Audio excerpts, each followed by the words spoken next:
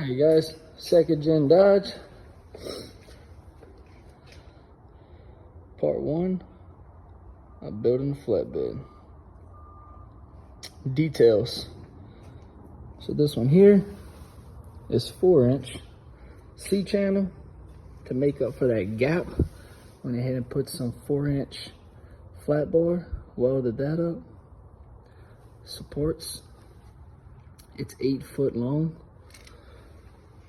I left 3 inches from the bed. These are 3-inch C-channels at 77 inches. They're apart 17 inches between each other. I used the laser to go ahead and find the center of each C-channel. If you can look on the bed, yep. So I ain't the best welder, Lord forgive me, but hey, a grinder and paint will make a welder you ain't.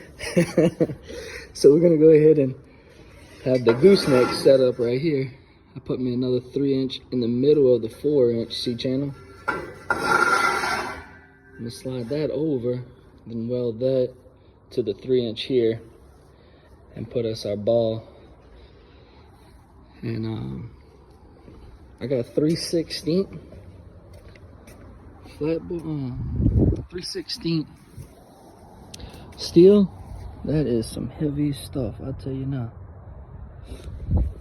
Alright, we'll see how much we get done.